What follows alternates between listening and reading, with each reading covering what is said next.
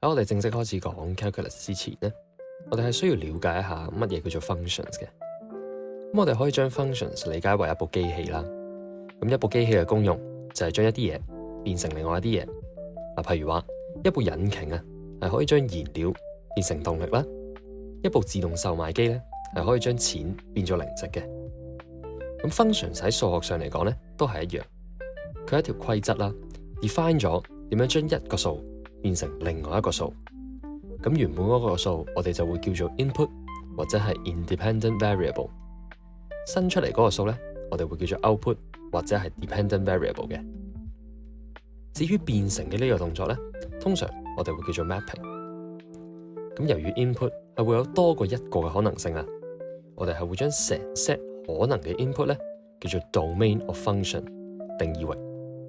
咁有啲似喺部自動售賣機入邊，我哋可以撳唔同嘅掣啦。咁呢 set 唔同嘅掣咧，我哋就叫做 domain 啦。咁一般嚟講，我哋會用大家 D 咧去表示 domain 嘅。咁同樣地，由於 output 會有多過一個可能性啦，我哋會將成 set 可能嘅 output 叫做 codomain of function 對應域嘅。咁就有啲似喺部自動售賣機入邊，我哋可以入唔同嘅錢啦，就會得到唔同嘅貨品一樣。咁理論上，自動售賣機係可以買到任何商品嘅。咁所以世界上所有商品嘅可能性咧，我哋就叫做 codomain。咁一般嚟講咧，我哋會用大家 E 去表示 codomain 嘅。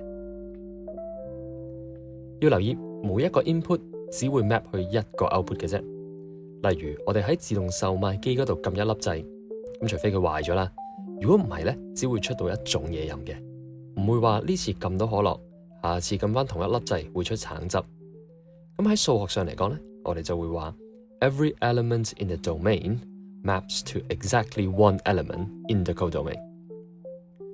咁如果我哋寫晒所有嘅 input 同 output 嘅組合為一個 set， 嗰一個 set 咧，我哋就會叫做 graph 啦。咁我哋可以將 graph 入邊每一個組合用圖表嘅形式畫翻出嚟嘅。例如，如果我哋有條 function y 等於 x 加2，佢嘅 graph 咧就會係一條直線啦。咁所有 output 組成嘅 set 咧，我哋會叫做 range。咁要留意，range 同 codomain 唔一定一樣嘅。咁如果要了解佢哋兩個究竟有咩唔同咧，我哋就可以諗翻自動售賣機嗰個例子啊。頭先我哋講過啦，你部自動售賣機個 codomain 理論上係可以係世界上任何嘅商品嘅，但係我哋心知肚明，就係你部自動售賣機入邊冇可能買到世界上所有嘅商品嘅。你最多咧只可以買到啲零食啊或者嘢飲啊，就比較冇可能買到車或者樓諸如此類嘅。呢個咧我哋就會叫做自動售賣機嘅 range 啦。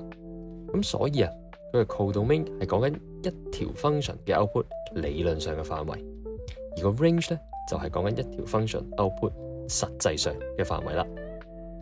咁如果假設我哋有條 function y 等於 x 加1，佢嘅 codomain 理論上係所有嘅 real numbers。但係如果我哋限制咗個 domain 變做1、2、3、4，咁佢嘅 range 咧就只能夠係2、3、4、5啦。咁啱啱我哋有提過啦 ，every element in the domain maps to exactly one element in the codomain。咁亦都即係話咧，每一個 input 只會有一個 output 嘅啫。但係如果我哋只係收到一個 graph， 我哋可以點樣知道佢係唔係一條 function 咧？我哋可以做一個叫 vertical line test 嘅測試嘅。如果一幅 graph 係一個 function， 佢喺一條垂直線上面只會有一個交叉點 intersection。咁如果有多過一個 intersection， 即係話同一個 input 有多過一個 output 嘅話咧，咁呢幅 graph 就唔係表示緊一條 function 啦。function 亦都有唔同嘅 operation 嘅，我哋可以處理 function 嘅相加啦、相乘同埋相除。要留意咧，就係兩條 function 嘅 domain 咧係有機會會影響新嘅 function 嘅。咁對於相加嚟講，新 function 嘅 domain 一定要係 f 嘅 domain 同埋 g 嘅 domain。對於相乘嚟講咧，都係一樣嘅。新嘅 function domain 一定要等於 f 嘅 function domain 同埋 g 嘅 function domain。咁對於除法嚟講，除咗新 function 嘅 domain 一定要係 f 嘅 domain 同埋 g 嘅 domain 以外咧，gx 一定要係 non-zero 嚟嘅。如果唔係，個商quotient就唔 well defined 啦。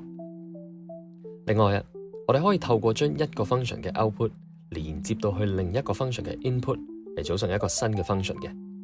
個情形啊，就有啲似你平時去嗰啲乜乜樂園嗰度玩掟彩虹一樣。咁首先你就要將手頭上嘅錢交俾個 staff， 個 staff 就會幫你將佢轉成一啲代幣啦。你再攞啲代幣去掉彩虹去換公仔嘅。咁數學上我哋就會叫呢樣嘢咧做 composition 啦。